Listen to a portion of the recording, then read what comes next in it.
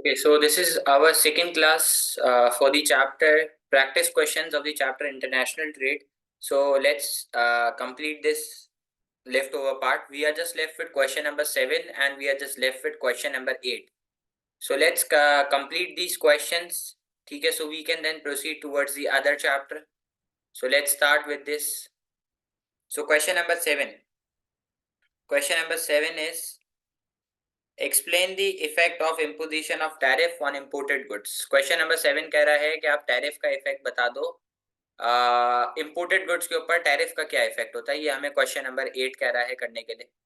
ठीक है, तो आप सबको याद होना चाहिए, आप सबको पता होना चाहिए कि टैरिफ का क्या इफेक्ट है। तो आए जरा चेक करते हैं हम लोग टैरिफ का क्या इफेक्ट है। तो आप लोग सबको मैंने सिखाया हुआ है। एक बार आपके सामने पहले थोड़ा सा टैरिफ दिखाते हैं आपको कि टैरिफ होता क्या है, उसके बाद फिर हम लोग इसका आंसर लिखने की तरफ जाएंगे। तो आपको लास्ट क्लास में बताया गया था कि tariff is a tax on imported good, जिससे इम्पोर्टेड गुड की प्राइस बढ़ेगी, इम्पोर्टेड गुड की क्वांटिटी कम होगी, इम्पोर्टेड गुड का एक्सपेंडिचर कम होगा। कितने से इम्पोर्टेड गुड का एक्सपेंडिचर कम होगा ये हमें पीईडी बताएगा। अगर इसी इम्पोर्टेड गुड की डिमांड इलास्टिक है तो इलास्टिक में सब्सटीट्यूट ज्यादा होते हैं। अगर इसी इंपोर्टेड गुड की डिमांड इनइलास्टिक है तो इनइलास्टिक में सब्सटीट्यूट्स कम है। तो अगर इस इंपोर्टेड गुड की डिमांड इलास्टिक है और टैरिफ लगने की वजह से अगर प्राइस थोड़े से भी बढ़ती है तो क्वांटिटी ज्यादा से कम होगी, क्योंकि लोग फॉरेन से स्विच होके डोमेस्टिक गुड की तरफ चले जाएंगे। अगर इसी इंपोर्टेड गुड की डिमांड इनइलास्टिक है और अब अगर प्राइस ज्यादा से भी बढ़ती है तो क्वांटिटी थोड़े से कम होगी और इंपोर्टेड गुड का खर्चा बढ़ जाएगा, जिसकी वजह से मुल्क में एक इन्फ्लेशन आएगी और इस इन्फ्लेशन का नाम है इंपोर्टेड इन्फ्लेशन। फिर जब टैरिफ लगेगा तो इंपोर्टेड गुड के ऊपर टैक्स लगेगा, इंपोर्टेड गुड महंगा होगा तो लोग इंपोर्टेड गुड को छोड़ के डोमेस्टिक गुड की तरफ आएंगे, जिसकी वजह से डोमेस्टिक गुड की कंजम्पशन बढ़ेगी, डोमेस्टिक गुड की एग्रीगेटेड डिमांड बढ़ेगी और जब एग्रीगेटेड डिमांड बढ़ेगी तो अगेन प्रोड्यूसर को सिग्नल मिलेगा, वो प्रोडक्शन बढ़ाएगा, डिमांड फॉर लेबर बढ़ेगी, अनएम्प्लॉयमेंट कम होगी। फिर आपको ये बात याद होगी, मैंने आपको बताया था कि ये बहुत जरूरी बात है कि जब भी एग्रीगेटेड डिमांड बढ़ेगी तो उसके दो इफेक्ट्स होंगे। एक तो शॉर्ट रन में आ जाएगी माइल्ड इन्फ्लेशन और एक लॉन्ग रन में आ जाएगी हाइपर इन्फ्लेशन। तो जब भी एग्रीगेटेड डिमांड बढ़ेगी तो शॉर्ट रन में माइल्ड इन्फ्लेशन आएगी और लॉन्ग रन के अंदर हाइपर इन्फ्लेशन आएगी। और जब एग्रीगेटेड डिमांड बढ़ेगी तो इन तीन इंडस्ट्रीज की हेल्प होगी। ये डोमेस्टिक इंडस्ट्रीज है कौन कौन सी, इन्फेंट, सनराइज, सनसेट। ठीक है, और हम लोग ये टैरिफ की डायग्राम भी बनाएंगे। तो ये डायग्राम अभी मैं आंसर लिखते लिखते वापस बना रहा हूँ तो एक बार वापस रिवाइज हो जाएगी। तो let's start without delaying. So we are doing question number 7। Okay, let's start. जो बच्चा साथ साथ लिखना चाह रहा है वो साथ साथ भी लिख सकता है, no issues. We are doing answer number 7। Okay, answer number 7।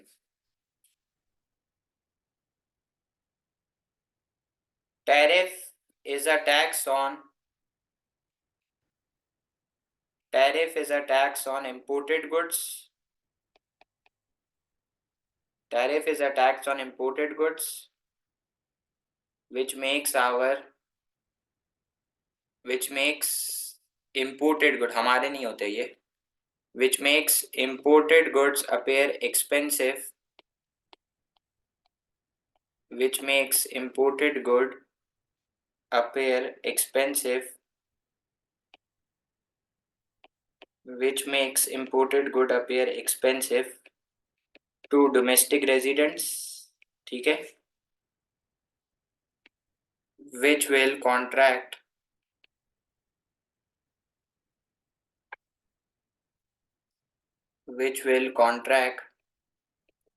quantity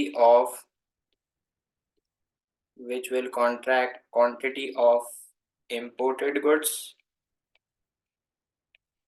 leading to a fall in import expenditure. Leading to a fall in import expenditure. The extent to which will be contracting, कितने से contract होगी ये PD बताएगा। The extent to which will be contracting depends upon PED मतलब price elasticity of demand. Sir इस last line का क्या मतलब है? लास्ट लाइन का मतलब है कि क्वांटिटी कितने से कम होगी, कितने से कॉन्ट्रैक्ट होगी, ये हमें पीईडी बताएगा। तो पीईडी के मुताबिक इलास्टिसिटी वैसे तो 5 है, लेकिन लास्ट 3 एक्सट्रीम केस है, 2 जो नॉर्मल है वो एग्जिस्ट करती है, that is elastic and in elastic. ठीक है, तो अब हम क्या लिखेंगे? if the demand for if the demand for imported goods if the demand for imported goods is elastic, so an increase in price by a smaller percentage an increase in price by a smaller percentage will contract an increase in price by a smaller percentage will contract quantity demanded will contract quantity demanded by a larger percentage, which will contract quantity demanded by a larger percentage, leading to a fall in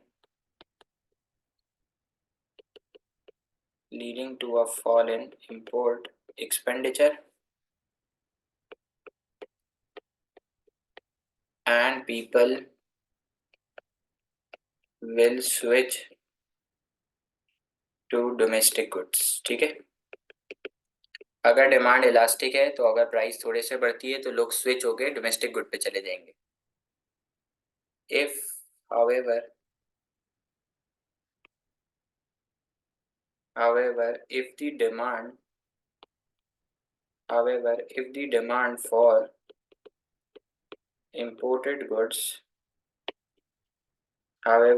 demand for imported goods is inelastic, so an increase in price by a larger percentage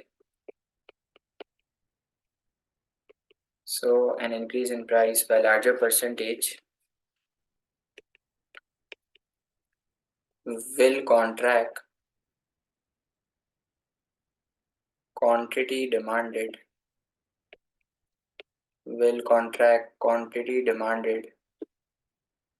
by a smaller percentage, leading to a rise in import expenditure। Price ज्यादा से बढ़ेगी, quantity थोड़े से कम होगी, import का खर्चा बढ़ जाएगा। Leading to a rise in import expenditure. ठीक है, यहाँ तक क्लियर है? सब साथ है यहाँ तक? इससे इंपोर्ट का जो एक्सपेंडिचर है, जो इंपोर्टेड गुड के ऊपर खर्चा है, वो बढ़ेगा। ठीक है, due to imposition of tariff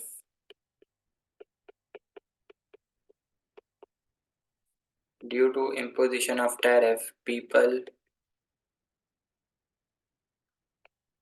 will switch to domestic goods, which will increase its consumption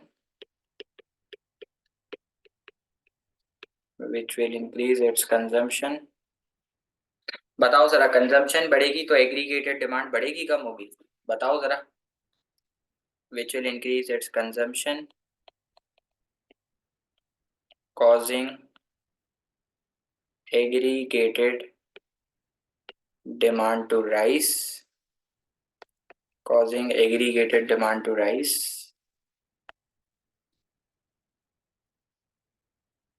which will provide aggregated demand बढ़ेगी तो साइम प्रोड्यूसर को क्या मिलेगा? सिग्नल मिलेगा, याद है आपको?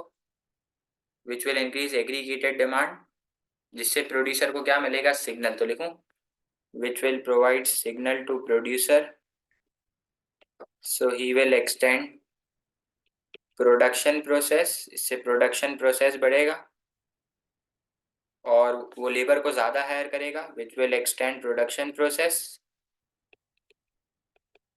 For which he will hire more labour, for which he will hire more labour, जिससे डिमांड फॉर लेबर बढ़ेगी, अनएम्प्लॉयमेंट कम होगी. So for which he will hire more labour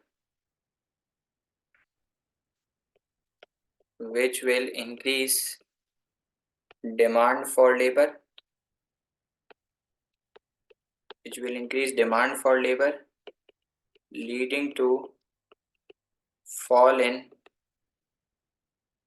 unemployment. ठीक है, जिससे अनएम्प्लॉयमेंट कम होगी. अब आपको बताया गया है कि एग्रीगेटेड डिमांड जब भी बढ़ेगी तो शॉर्ट रन में एक इन्फ्लेशन आएगी और एक इन्फ्लेशन जो है वो लॉन्ग रन के अंदर आएगी. तो जो शॉर्ट रन के अंदर इन्फ्लेशन आएगी उसका नाम है माइल्ड इन्फ्लेशन और जो लॉन्ग रन में आएगी उसका नाम है हाइपर इन्फ्लेशन. तो आओ उसको लिखते हैं. This increase in aggregated demand will bring mild inflation in the short run, will bring mild inflation in the short run, where prices increases, where prices increases at a slower rate, where prices increases at a slower rate than real income,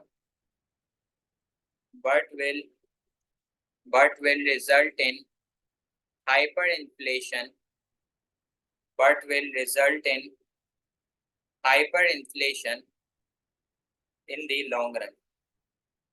ठीक है, as shown in diagram number 1. तो अब हम tariff की diagram बनाने जाएंगे. तो everyone please concentrate. अब हम टैरिफ की डायग्राम बना रहे हैं. तो बेटा बिल्कुल रिकॉर्डिंग ग्रुप पे शेयर कर दूंगा. ठीक है, अब हम टैरिफ की डायग्राम बनाएंगे. अब आप सुनिएगा जरा.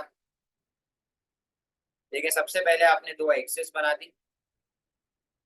ठीक है, एक एक्सिस के ऊपर आपने लिख दिया प्राइस ऑफ इंपोर्टेड गुड. ठीक है, दूसरी एक्सिस के ऊपर आपने लिख दिया क्वांटिटी ऑफ इंपोर्टेड गुड. ऐसा ही है सर. ये डिमांड कर्व डाउनवर्ड हो गया, ये सप्लाई कर्व अपवर्ड हो गया. जहां पे दोनों इक्वल वो इक्विलिब्रियम, वहां से आ गई प्राइस क्वांटिटी. तो आप देखें मैं लेबलिंग कर रहा हूँ. ये हो गया डोमेस्टिक डिमांड, ये हो गया डोमेस्टिक सप्लाई, ये हो गया इक्विलिब्रियम, ये हो गई इक्विलिब्रियम प्राइस, ये हो गई इक्विलिब्रियम क्वांटिटी. ऐसा ही है. अब देखो मैंने एक स्ट्रेट लाइन बना दी. ये हॉरिजॉन्टल कर्व बनाया मैंने और हॉरिजॉन्टल कर्व रिप्रेजेंट कर रहा है परफेक्टली इलास्टिक डिमांड को.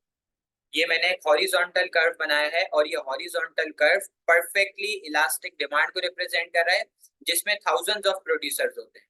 तो ये वर्ल्ड सप्लाई की लाइन परफेक्टली इलास्टिक क्यों बनी? क्योंकि पूरी दुनिया के हजारों प्रोड्यूसर्स हैं. सर जब ये वर्ल्ड सप्लाई है तो ये प्राइस भी वर्ल्ड प्राइस हो गई. जहां ये डिमांड कर्व से टच हुई वहां से आई क्वांटिटी डिमांड, जहां ये सप्लाई कर्व से टच हुई वहां से आ गई क्वांटिटी सप्लाइड. तो जहां ये डिमांड कर्व से टच हुई पॉइंट ए के ऊपर, वहां से आ गई क्वांटिटी डिमांड. और जहां ये सप्लाई कर्व से टच हुई पॉइंट बी पे, वहां से आ गई क्वांटिटी सप्लाई. तो अब आप अगर गौर करें इसके ऊपर तो आप देखें डिमांड ज्यादा है और सप्लाई कम है, जिसकी वजह से शॉर्टेज हो रही है और हमें ये सारा का सारा ट्राइंगल जो है वो इंपोर्ट करना पड़ रहा है. तो इसका मतलब है कि volume of import before tariff कितना है? टैरिफ लगने से पहले ये जो ट्राइंगल है Q D minus Q S, इतना ट्राइंगल, ये जो ट्राइंगल है ये आप इंपोर्ट कर रहे हो. सही है. अब टैरिफ लगेगा तो इंपोर्टेड गुड महंगा होगा, तो टैरिफ लगना चाहिए वर्ल्ड सप्लाई के ऊपर. तो एक और लाइन आ गई और इस लाइन का नाम है वर्ल्ड सप्लाई प्लस टैरिफ. एक और लाइन आ गई आपके सामने जिसका नाम है वर्ल्ड सप्लाई प्लस टैरिफ. तो ये जो प्राइस है ये भी हो जाएगी वर्ल्ड प्राइस प्लस टैरिफ. ऐसा ही है. फिर जहां ये डिमांड कर्व से टच हुआ वहां से आ गई न्यू क्वांटिटी डिमांड, जहां ये सप्लाई कर्व से टच हुआ वहां से आ गई न्यू क्वांटिटी सप्लाई.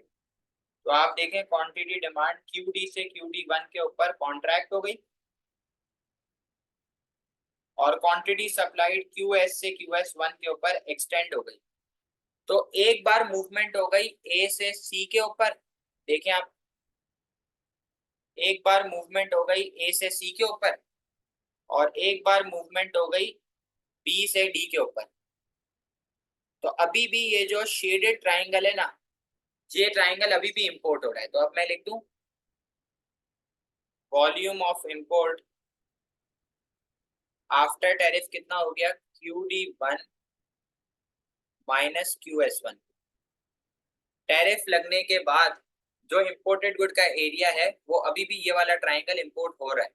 तो ये जितने भी लोग ये वाले थे ना, ये सारे लोग थे, ये सारे शिफ्ट होके डोमेस्टिक पे चले गए। तो this was the answer of question number 7। Is it clear guys? Now proceeding towards the last question, that is question number 8. Explain the effect of devaluation on our economy. तो यार अगर आप लोग सबको याद हो तो मैंने आप लोगों को बताया है कि डीवैल्यूएशन का मतलब होता है जब आप अपनी करेंसी को जान के गिराते हो। तो मैं इधर लिखूं deliberate fall in value of currency. एक होती है डेप्रिसिएशन और एक होती है डीवैल्यूएशन। दो टर्म्स है बेटा, एक है डेप्रिसिएशन, एक है डीवैल्यूएशन। डेप्रिसिएशन ऑटोमेटिक होती है डिमांड सप्लाई की फोर्सेस से, और डीवैल्यूएशन जो है वो जान के करी जाती है, डेलिबरेट एक्शन है, खुद से करी जाती है अपनी मर्जी से। तो डेप्रिसिएशन जो है वो ऑटोमेटिक होती है और डीवैल्यूएशन जो है वो जान के करी जाती है। ठीक है, तो अब आप सुनना ये डीवैल्यूएशन का क्या इफेक्ट है। ठीक है बेटा, डेप्रिसिएशन या डीवैल्यूएशन का क्या इफेक्ट है। डेप्रिसिएशन या डीवैल्यूएशन दोनों का मतलब होता है करेंसी की वैल्यू का कम होना। ये जो डेप्रिसिएशन है ये होती है ऑटोमेटिक। ऑटोमेटिक मतलब ये होती है due to demand and supply की फोर्सेस की वजह से। और ये जो डीवैल्यूएशन है ये अभी आपको पढ़ा रहा हूँ कि ये होता है deliberate fall in value of currency. ये जान के करी जाती है। तो इधर लिखूं deliberate fall in value of currency, इसको हम लोग कहते हैं डीवैल्यूएशन। सर डीवैल्यूएशन से आपकी करेंसी की वैल्यू कम होगी तो बाहर वाले को, फॉरेन रेजिडेंट को आपका एक्सपोर्टेड गुड सस्ता लगेगा, तो एक्सपोर्टेड गुड की क्वांटिटी बढ़ेगी, एक्सपोर्टेड गुड का रेवेन्यू बढ़ेगा। और एज अ डोमेस्टिक रेजिडेंट मुझे इंपोर्टेड गुड यानी कि बाहर वाला आईफोन महंगा लगेगा, तो मैं इंपोर्टेड गुड की क्वांटिटी कम करूंगा और इंपोर्टेड गुड का एक्सपेंडिचर भी कम होगा। कितने से कम होगा ये हमें पीडी बता देगा। ठीक है, so this is the effect of depreciation and devaluation on imported good and on domestic good. Is it clear? तो ये आपके क्वेश्चन नंबर 8 का आंसर है। मैं एक बार आपको पढ़ देता हूँ, मैंने बहुत मेहनत से लिखा है। Depreciation is the fall in the value of our currency, whereas devaluation is a deliberate reduction in the value of our currency. Depreciation या devaluation reduces price of exported goods, which will extend quantity of exported goods. But the extent to which will be extending it depends upon PED. इसका मतलब है कितने से exported good की quantity बढ़ेगी ये PED बताएगा। Along with that, imported good prices will rise, which will contract imported goods quantity. The extent to which it will contract depends upon PED. कितने से ये imported good contract होगा ये हमें PED बता देगा। ठीक है, सो ये हमारे इंटरनेशनल ट्रेड के सारे क्वेश्चंस खत्म होते हैं। ठीक है, मैं ग्रुप पे भी भेज देता हूँ PDF, don't worry. Okay, thank you.